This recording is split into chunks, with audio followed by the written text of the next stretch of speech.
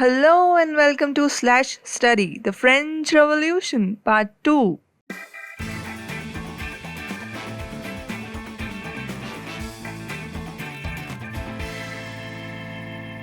तो अब हम बात करेंगे उस समय की सोसाइटी की। तो उस समय फ्रांस सोसाइटी मेनली एक फ्यूडल सोसाइटी थी।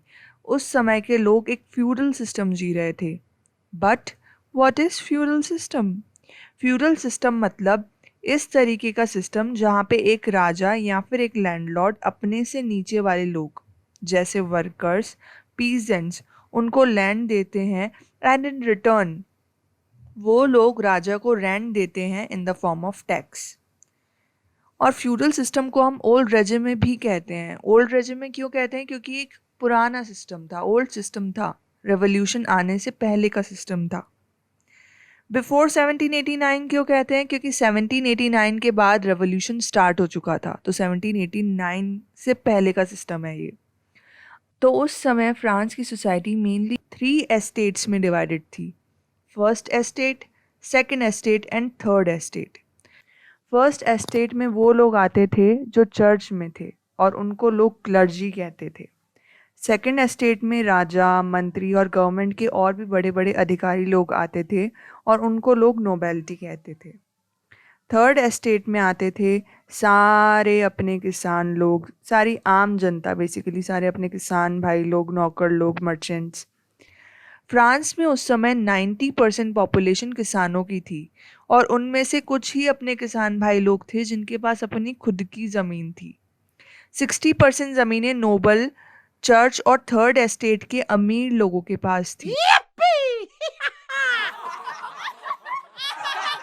एल लग गई रे बाबा, थर्ड एस्टेट वालों की तो एल लग गई। चलो अब आगे कंटिन्यू करते हैं। ऊपर से नोबेलिटी और क्लर्जी को कुछ सुविधाएं, कुछ प्रिविलेजेस भी मिले हुए थे और इन प्रिविलेजेस यानी इन सुविधाओं में से एक सुविधा थी एग्जेम्पशन फ्रॉम टैक्स, मतलब उनको टैक्स ही नहीं भरना पड़ता था। तो सिर्फ थर्ड एस्टेट के लोगों को ही टैक्स भरना पड़ता था। इसके अलावा भी नोबेलिटी और क्लर्जियों को बहुत सारे और भी प्रिविलेजेस मिले हुए थे, जैसे थर्ड एस्टेट के लोगों को उनके लिए काम करना पड़ता था। थर्ड एस्टेट के लोगों के ऊपर काफ़ी सारे टैक्स लगे हुए थे और इनफैक्ट चर्च भी थर्ड एस्टेट के लोगों से टैक्स लेता था और उस टैक्स का नाम था थाइव, जिसमें से वो अपनी फसल का 10% टैक्स चर्च को दे दिया करते थे। थर्ड एस्टेट के लोगों पे एक डायरेक्ट टैक्स भी लगा हुआ था जिसका नाम था थाइव।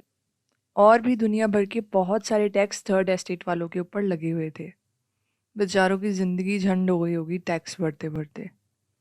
अब 1715 में फ्रांस की पॉपुलेशन 23 मिलियन थी, जो बढ़ के 28 मिलियन हो गई 1789 में।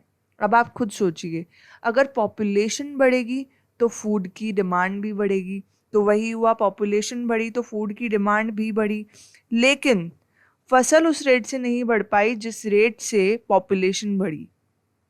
और उसके अलावा जो अपने मजदूर भाई लोग थे उनकी सैलरी भी नहीं बढ़ी, उनकी सैलरी भी उतनी की उतनी ही रह गई। तो महंगाई तो बढ़ी लेकिन सैलरी नहीं बढ़ी।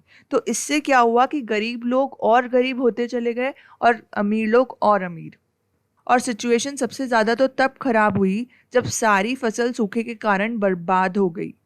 और इस सिचुएशन को हम सबसिस्टेंस क्राइसिस कहते हैं, जब हमारी बेसिक नीड्स खतरे में पड़ जाती हैं। जैसे इस सिचुएशन में हमारे पास खाने के लिए कुछ भी नहीं बचा। तो सबसिस्टेंस क्राइसिस के कारण ब्रेड के प्राइसेस इतने बढ़ गए कि लोगों ने 14 जुलाई 1789 के दिन प्रोटेस्ट किया।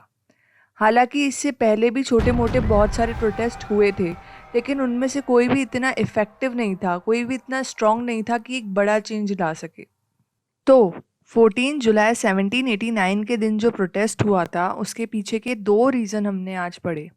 पहला, टैक्स बहुत ज़्यादा बढ़ गया था और सेकंड, फूड के प्राइसेस आसमान छू रहे थे। ओहो, मुझे बोनी बुला रहा है। तो दोस्तों, मिलते हैं नेक्स्ट वीडियो में आगे की स्टोरी के साथ। Till then, bye bye, take care. आ रही हूँ बोनी।